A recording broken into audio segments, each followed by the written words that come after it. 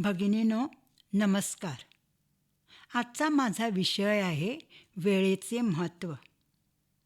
आपल्या जीवनात काळ वेळ नियोजन याचे अनन्यसाधारण महत्त्व आहे. एक वेळ पैसा मिळेल पण वेळ कधीही नाही. म्हणूनच म्हणतात वेळेची जर एकदा कळ सुचली तर जीवनामध्ये यशस्वी व्हायला वेळ लागत नाही. संस्कृत सुभाषितकार म्हणतात काल हा सर्व विरूपयती, टाईम हील्स एव्हरीथिंग. इथे वेळेचा अर्थ काय? माणसावर किती भयंकर वेळ आली तर ती सदाकाळ राहत नाही. विश्वासः कालः सर्व समाधायती. समय पर भरोसा करो, समय पर काम करना फलदायी. विलंबाने काम करणे हानिकारक. वेळ हे औषध आहे. गेलेला काळ परत येत नाही. काळ वेळ ह्या एकाच नाण्याच्या दोन बाजू आहेत. अवेळी कोणी महाअपघातातून वाचतो तेव्हा आपण म्हणतो काळ आला होता पण वेळ आली नव्हती. वेळ ही सर्वात अनिश्चित गोष्ट आहे. पुढच्या क्षणाला कोणासोबत काय होईल हे कोणताही मोठा ज्योतिषी किंवा कोणताही प्रसिद्ध शास्त्रज्ञ अचूकपणे सांगू शकत नाही. त्यामुळे आपल्या हातात असलेला प्रत्येक क्षण भरभरून जगता आला पाहिजे. भविष्याची चिंता न करता भविष्यासाठी योग्य उपाययोजना केल्या पाहिजेत. भविष्यात हव्या असलेल्या भौतिक सुखाच्या मागे धावण्याऐवजी आज आपल्याकडे जे आहे त्याचा उपभोग घेतला पाहिजे. वेळेचे महत्त्व अनन्यसाधारण आहे. कबीर आपल्या प्रसिद्ध दोह्यात म्हणतात कल करे तो आज कर, आज करे तो अब. सांगण्याचं तात्पर्य इतकंच की लांबणीवर वेळ टाकू नये. वेळीच केलेले काम आपल्याला दाम देते. श्रोते हो, काळ वेळ हे आपल्या सबंध आयुष्याचे गणित आहे. आपण तर गणितात शिकलो आहोतच. काळ, काम, वेळ या त्रिसूत्री आहेत. यानुसारच आपलं जीवन चालतं. यात एकाही बाबतीत आपण पुढे मागे चालढकल केली तर पूर्ण आयुष्याचे गणित उलटापुलटा होते. हे निसंशय सत्य आहे. वेळ कशी पाळावी पाठ प्रथम आपले आई वडील देतात. बघा आई बालपणी वेळेवर दूध अन्न देते. ते वेळेवर पडल्यावर आपली वाढ होते. पुढे होऊन आईच्या आणि बाईच्या मार्गदर्शनाखाली आपण वेळेचे संगोपन करतो आणि मोठेपणी आपणच आपल्या वेळेचा राजा बनतो. वेळ ही आयुष्यातली सर्वात मौल्यवान आणि न परतणारी संपत्ती आहे. वेळेचे भान असणारा जीवनात यशस्वी होतो आणि नसणारा पश्चात्तापात जातो. कोणीही तांत्रिक, मांत्रिक, यांत्रिक वेळ परत आणू शकत नाही. म्हणून श्रोते हो आणि इतर बच्चे लोक, यावर लक्ष दिले तर आपला लक्ष फायदा होणार. यशाची किंमत जाणण्यावरच यशाची हमी आहे. जो वेळेचे महत्त्व जपत नाही तो नंतर पश्चात्तापाने जळतो. म्हणूनच म्हणतात टाईम इज मनी. वेळ हे धन आहे. आयुष्याचे धनुष्य जर पेलायचे असेल, क्षणोक्षणी वेळेचे महत्त्व मेंदूत नोंद करून ठेवा आणि प्रगतीचे शिखर गाठा. वेळ ही नेहमीच अमूल्य असते, सतत प्रवाही. वेळ कधीच विश्रांती घेत नाही. यशाची गुरुकिल्ली वेळेच्या हातात असते.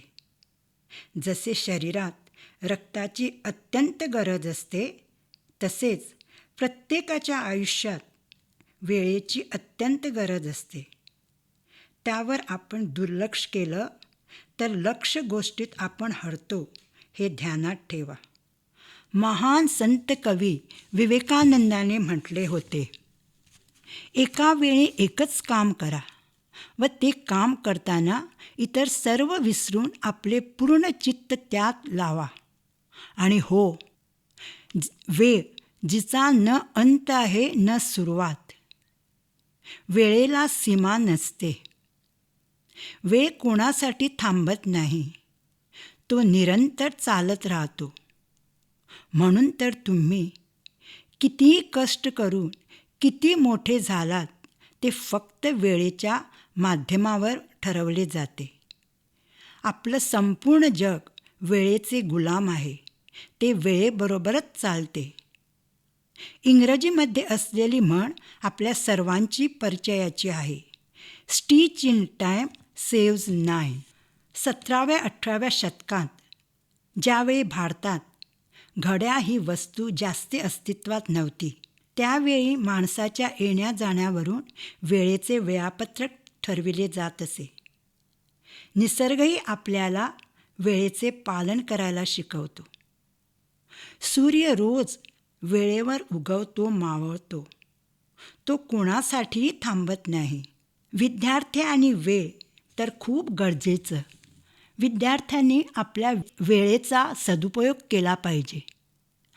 आपल्या मोकळ्या वेळेत शिक्षकाकडून मार्गदर्शन घ्यावे. आपल्या दैनंदिनीचे वेळापत्रक बनवून वेळेचा सदुपयोग केल्याने यश नक्कीच मिळते. विद्यार्थ्याने वेळेचे भान राखून आपल्या लक्ष्याचं निर्धारण करावं. याच वेळात जास्त बाळकडू वेळेचे मिळते आणि वेळेचे पालन केल्यामुळे जीवनात आत्मविश्वास वाढतो. चोख वेळेला काम बघून लोक आपली कदर करतात. वेळेमुळे त्यांना मान सन्मान मिळतो. आणि हो, आजी आपल्या नातवाची येण्याची वेळ बघते, कारण तिला त्याचा अचूक वेळ ठाऊक असतो. तो अचूक वेळेत घरी येतो. तसेच पती पत्नी ही सुद्धा वेळेच्या बंधनात जास्त बंदिस्त होतात. माणसावर वेळ ही चांगलीही येऊ शकते आणि वाईटही, कारण आपल्या आयुष्यात सगळं नीट असूनसुद्धा एखादी वेळ अशी येते की ते होत्याचे नव्हते करते. वेळच याला उत्तर देऊ शकते. कारण in this life nothing is permanent, हेही तितकेच खरे. वेळ आपल्याला सहनशक्ती देते. त्यातून आपल्याला धडा मिळतो. त्यातून आपण सावरतो आणि मनाच्या आठवणीच्या कप्प्यात आपण ते साठवून ठेवतो व परत ताजेतवाने होऊन समाजात वावरतो. हेच जीवनाचे ध्येय आहे. वेळेवर तर सुज्ञांनी खूप छान म्हणी दिल्या आहेत. काळ आला होता पण वेळ आली नव्हती. गेलेली वेळ परत कधीच येत नाही. आलेली वाईट वेळ जाण्यासाठी येत आहे. जर मला कोणी प्रश्न केला, आयुष्यातलं मौल्यवान धन कोणतं, तर न डगमगता मी सांगेन, वेळ, शिस्त, सत्य व वक्तशीरपणा. कारण जर हे धन घेऊन आपण समाजात वावरलो तर कोणाची हिंमत नाही आपल्याला काही नावे ठेवण्याची. उलट हेच लोक आपले शिष्य होऊन समाजात आपण चांगला पायंडा घालणार. हे चंद्र सूर्यप्रकाशासारखे स्वच्छ आहे. चला तर मग, आरोग्यवान व बलवान होण्यासाठी जे औषध आपल्या हातात आहे तो वेळ. वेळेचा वेळोत्सव रोज करावा. मग घरात उत्साह व्हायला वेळ लागणार नाही. कवी केशवकुमार यांनी लिहिलेल्या कवितेची अजूनही आठवण येते. आजीच्या जवळी घड्याळ कसले आहे चमत्कारिक, देई ठेवून ते कुठे अजूनी हे नाही कुणा ठाऊक. त्याची टिकटिक चालते न कधीही आहे मुके वाटते, किल्ली देईन न त्यास ती कधी तरी ते सारखे चालते. ही कविता आपल्याला काय सांगते? निरक्षर आजी, जिला शब्दांचाही गंधही ठाऊक नाही, पण वेळेचे वेळापत्रक बिनचूक असते. पुरातन काळी लोक सूर्याची आकाशामधली जागा पाहून वेळ ठरवत असत. त्यानंतर अगदी इसवी सन पूर्व 250 पासून कालमापनाचे पुरावे आढळतात. भारतात घटिका पात्र अनेक शतकापासून वापरात होते. त्यात त्रुटी होत्या. जसे ते पाण्यात ठेवावे लागत असे. पाण्यात ठेवल्यानंतर घटकाभराने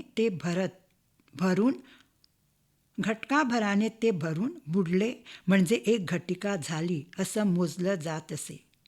घड्याळाचा शोध लावण्यासाठी गॅलिलिओने लंबकाच्या आवर्तनांना ठराविकच वेळ लागतो हा शोध महत्त्वाचा ठरला. लंबकाच्या ह्या गुणाचा उपयोग घड्याळाचे नियमन करण्यासाठी केला गेला. यामुळे अचूक वेळ दाखवणारी लंबकाची घड्याळे प्रचारित झाली आणि आज तर घड्याळाचं राज्यच चारही बाजूनी विखुरलं आहे. वेळ कोणासाठी थांबत नाही. तो आपला मार्ग शोधत पुढे जातो. आपण वेळेसोबत न चाललो तर मागे पडतो. व.पु. काळे यांच्या ह्याच शब्दांचा आधार घेत मी आपला निरोप घेते. धन्यवाद.